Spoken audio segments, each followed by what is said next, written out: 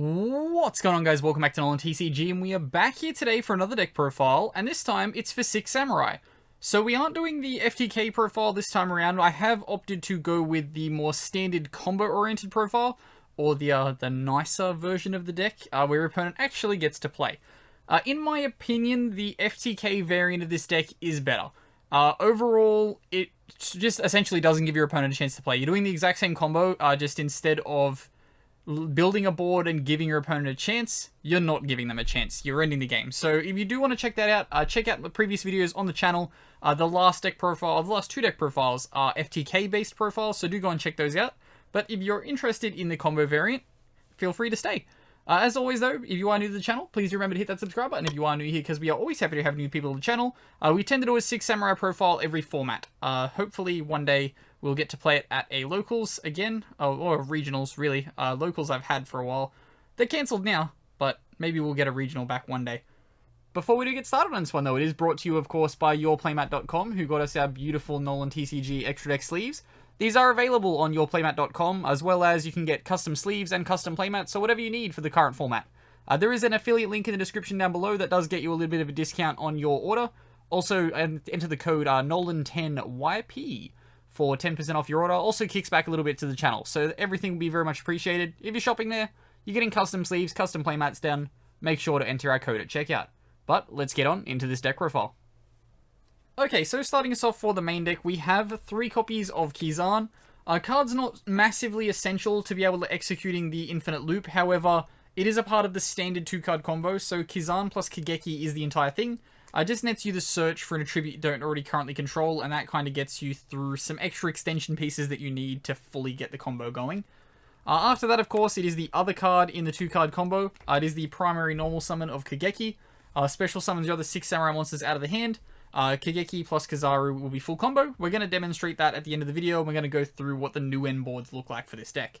After that, we've got the card Then Build said end boards. It's 3 copies of Kizan. Once you've established the infinite counters, you're going to essentially be playing around with Kizan, mixing and matching it, building different things, and then essentially hoping your opponent can't break the board. Then after that, the other card that this is needed to facilitate the loop because you need to have those extra free summons. It's 1 copy of Grandmaster. Then after that, we go into just 2 copies of Legendary Secret.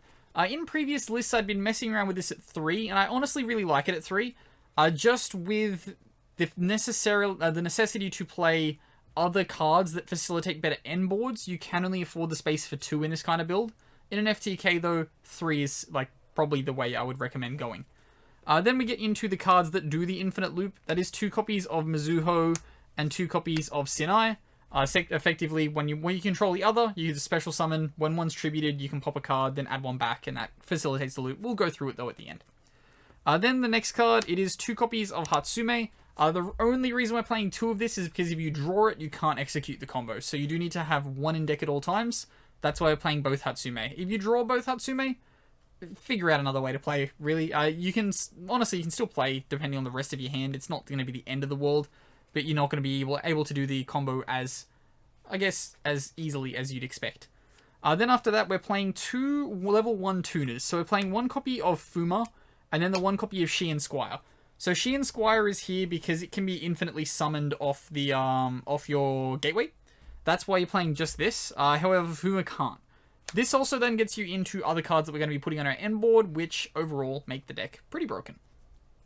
Then we get into the last of our monsters, as apparently I need a glass of water. We're going to go with 3 copies of Fiery Flint Lady, simply because it extends cards out of the hand. I'll be back shortly. Okay, that's a little better. So now we'll get into our spell lineup. So with that, we have, of course, the 1 copy of the Gateway. Gateway is what you're effectively going to be searching off of your Battle Shogun. If you already open the Gateway, you'll search the next card, but effectively, Gateway is just going to be infinitely looping searches. Or it's going to be infinitely placing counters, getting your small search so that you can then keep playing. Then after that, we've got, of course, the next card. It's 3 copies of Shien's Dojo, another place where you can stash an infinite number of counters. However, this also can facilitate the combo that involves Shi Squire. So if you open this, hopefully you then have full combo. After that, we've got the card that we're going to be using to typically search Kageki. That is 3 copies of Shi Smoke Signal. Just adds consistency to the deck, given that it searches any level 3 or lower 6 Samurai monster.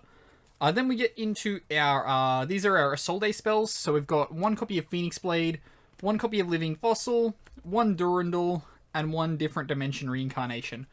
The Phoenix Blade is probably the most important one, just because you want to be able to banish things at certain times in the deck, because then that can help you facilitate a better end board, given we're playing stuff like Levier the Sea Dragon, because you can then summon that stuff back from the banish pile. Then next off, this originally was a 41 card deck that I was testing around with, and I just needed to find a way to cut a card, so this is where I've cut it. We're just playing 2 copies of Triple Tactics Talents. Overall, I'd like to play 3 because it helps you play through hand traps a little bit more. When we do eventually get Crossout Designator, you'll definitely see a big overhaul in the way this list is played. You can play through smaller hand traps if your hand's good enough, but something like a Nibiru completely end your day, so that's kind of something that's going to be necessary in the future. Given that Called by the Grave can't stop Nibiru, it's just overall just bad for you. Bad vibes. Then the last 3 spells, they're power 1-ofs. We've got 1 copy of 1-for-1 to get that Sheehan Squire, 1 copy of Reinforcement of the Army just because it adds more consistency, and 1 copy of Called by the Grave for small pesky hand traps. And then lastly, this can literally be any card you want to play it as long as it is essentially a card that's searchable from Primary Mathmech Alan Bershin. But for this list, we're playing Imperial Order. I would normally recommend playing like whatever is good for your locals if you are going to be playing this deck, because it's going to be easily searchable on your end board. You'll find that in the standard combo where you have access to the Sheehan Squire, it's completely irrelevant. You're not going to use this card anyway. But hey, it's good to keep in a card like this, I guess. Okay, next off we have the extra deck, and of course, starting us off is 3 copies of Battle Shogun. In the standard combo, 3 copies of Battle Shogun isn't 100% necessary. However, in combos where you don't open, optimally, and you still want to try and get to the infinite loop, 3 Battle Shogun is essential, because you need to find a way to pop out those extra counters here and there, just to help you, kind of rotate through everything. Then after that, only 1 is necessary for the combo, but we are still playing 2 copies of Sayusha Skulldread, simply because the second one can get the Sheehan Squire onto the board, which then, of course, as we said earlier, means you're going to have a good time. Just 1 copy of Assault Day is necessary for this version of the build, because you want to have as much space in the extra deck for things that you can kind of mess around with and put onto your end board. Only 1 Assault Day is necessary. Then for the last of our links, 1 copy of Krishron Halka Fibrax. That'll make sense in terms of playing the fact that we're playing the 2 level 1s. If you can use the Fuma on board to get into a Hulk, that'll get you access to the Sheehan Squire, and then Sheehan Squire means you're going to hopefully be doing the full combo. Then lastly, it's 1 copy of Appaloosa. You just want to be able to have monster-based negates on your end board, so you can pretty much cut your opponent off from playing any card. Then for our Xyz, we have 1 copy of Levier the Sea Dragon. Lets you summon back from Banish. You are going to be easily having 2 level 3s on your end board before you start to properly execute what you want your combo to be. 1 copy of Primary Mathmech Alan Bershin. This is just to be able to search either a level 4 monster from the deck, or you can add that Spell and Trap card. That Spell and Trap card is typically going to be the Imperial Order that we're playing, but it can be whatever you're playing in your list. Then after that, we've got 1 copy of Dugaris the Timeless. This is just to summon back a level 4 if you want to go into the Primary Mathmech Alan Bershin. Typically, your Levier will summon back 1. Dugaris can also summon back another. And then you can use your Kizans to kind of add the other 2 or 3 depending on what you need. And that's when you get the 4 materials under your Alan Bershin. We'll show that off in the combo though. And then we've got 1 copy of Abyss Dweller after that. And then, sorry, this is just pretty standard. It's just 2 level 4, so it shouldn't need much explanation. Then we get into our Synchros. We are playing Beast and Barkion. This is why you're playing the Sheehan Squire, is to make Beast and Barkion so your opponent can't activate spells or trap cards. Then if you have the Appaloosa on board as well, you've shut your opponent off from the 3 main ways to activate effects. And that hopefully means that they hate you. And then lastly, the 15th card in the extra deck, it's 6 Samurai, so we're going to play 1 copy of Sheehan. You can, of course, cut this. You're not going to be making this on your end board 9 times out of 10, so don't stress too much if you don't want to play it. Okay, now we are back for the test hand portion of the video. While I was doing test hands, you may notice that the lighting is different, because one of our lights has gone dead in the amount of time we've been doing test hands for this. While I was doing them, I realized that fundamentally, you will always have Sheehan Squire. There is a way, the way that I've built the deck is to always have Sheehan Squire, and for some reason I forgot that when I was doing the deck profile portion of the video. So if you stayed till the combo part, and I hopefully didn't leave a comment down below already saying that I'm an idiot, I was an idiot during that part of the video. You will always have access to Sheehan Squire, and we're going to go through the standard combo and we're going to show how. So starting us off, like always, we're going to have Kageki and Kazaru. These other 3 cards can realistically be anything as long as you aren't hard bricking. We're going to normal summon our Kageki and use the effect to special summon our Kizaru. That will add our legendary secret of the 6 Samurai to the hand. And then we can link off these 2 for our Isolde, which I didn't pre-prepare. We can then special summon our Isolde. I will then use the Isolde effect, sending 3 equip spells. That's right, I did stack this correctly. Then we will special summon the Hatsume.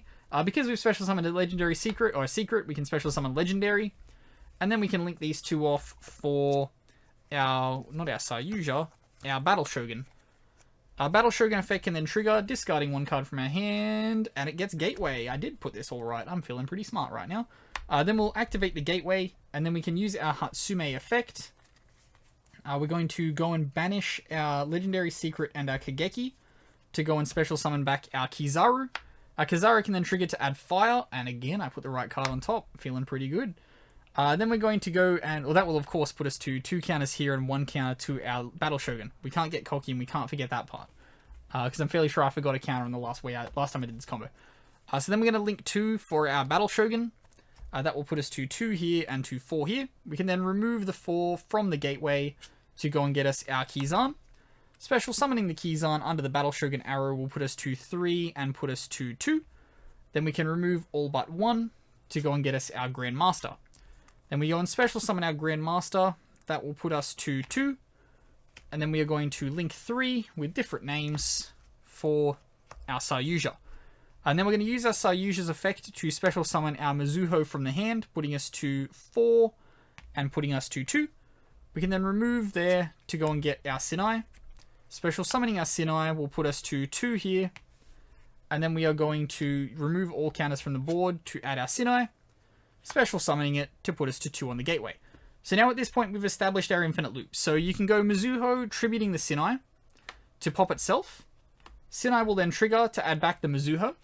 Special summon the Mizuho to underneath the Battle Shogun. Will put us to 1 and we will go to 4. This is where I forgot the counter before. And then we're going to remove the 4 to add back our our Sinai. Special summon the Sinai, putting 2 onto our Gateway. Mizuho tributes the Sinai. Sinai adds back special summoning. That goes to 2. This goes to 4. And you can see our infinite loop is formed. So as long as the Battle Shogun will remain on board, we will have infinite counters to play with. We will start from this point, at which I believe our Gateway will have 2 counters on it, if I'm correct, hopefully. And then we are free to play as we wish. So we'll start off by adding all the cards that will be essential to our hand. So we're going to add our Kizan, Grandmaster. Then we'll also go and add, this part I didn't prepare. We'll add our Fuma, our other Kizan, and our 3rd Kizan. We'll leave the Shin Squire on top of the deck because we're going to show off how that's going to work. So now we have all of our plays. At this point, we don't need access to pretty much anything else. So we're going to go, we need to start clearing off this board realistically. I believe the best way to do this, how do we want to do this without bricking ourselves? I guess it'll be to go into a Sinai. These 2 can make a Levier. We'll detach to go and get ourselves a legendary secret of the 6 Samurai. And then we'll go and link these. I will special summon a Kizan for the sake of it, I guess. And then we'll link these 4 off. No, this remains. We'll link these 4 off to go and get us another copy of Sayuja. We can then use this Sayuja to special summon the Fuma from our hand. And this is what I was saying about always having access to the Shiin Squire. Because you have the 2 Sayuja in the extra deck, it's always live. You always have access to it because you can just special summon the Fuma with the 2nd Sayuja. This is the distinguishing part of where the FTK separates from this version of the combo. You would normally summon off the 2nd Sayuja whatever your FTK facilitator is. However, in this build, you're going to special summon your Fuma, because then that will get you into Halka Fibrax, which we're about to do right now. So we'll go and link these 2 off for a Halka Fibrax, which will then get you your Shiin Squire from the deck. And now you have access to literally every combo that you have. We're going to keep this here. Essentially, you want to keep this here because you can go into an Alimbertion, and the Alimbertion can do some cute stuff, but it's not going to be necessary, because we're going to go into that, like, this is going to sit here with infinite attack, because of course it gains attack for each counter on the field, so that's going to be a massive threat for next turn, and we're just going to shut our opponent out the other way. So we'll special summon our Kizan, and then we will special summon a Grandmaster. I will then link off... Really, we'll link off these 4 to go and get us our Appaloosa, which is going to have 4 negates. Then we're going to, again, use the effects of Gateway to add back the 2 cards that we need. We'll pop an Abyss Dweller onto this board as well. That's something that you can do, which is pretty cute. We'll go and get our extra Kizan. We'll special summon this Kizan, and then we'll go and start condensing our boards. So we'll go and overlay these 2 into an Abyss Dweller. You can maybe put these in defense position, even though your opponent's not going to be able to activate a Lightning Storm. Chaining Droplets onto that will probably break our board, but hey, it's fine. We can go and special summon our Kizan, special summon our Grandmaster, remove 6 with Gateway to special summon Sheehan Squire back, turn these 2 into a Barkion, and then we can special summon our Sheehan Squire back again, and then these 2 can turn into our Nat Beast. So that's pretty plain and simple. Like, it's a pretty straightforward combo after you've executed the entire thing. So we've got essentially infinite spell negates, infinite trap negates, and then our Appaloosa has 4 monster negates, as well as the graveyard is floodgated out from our opponent. And then next turn, this Battle Shogun will just straight attack for game if it has a clear board to go into, or anything in attack position that it can go after. So, hopefully you've stayed till the end for this and gone through all of my explanations. I do apologize for me not seeing the big brain mind that I have created. Sometimes I'm dangerous to myself. But yeah, if you do have any recommendations or things you would change, as always, do make sure to comment them down below. If there is a cooler card you can put onto this end board, do make sure to comment that, because I will definitely look at finding ways to put it in. Don't say F-Zero. I looked into F-Zero. It's complete horseshit. Yeah.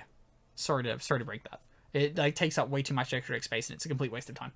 But yeah, as always, hit that subscribe button if you are new here, because we always are happy to have new people to the channel. And as always, I've been Ben from NolanTCG, and have a good afternoon, everybody.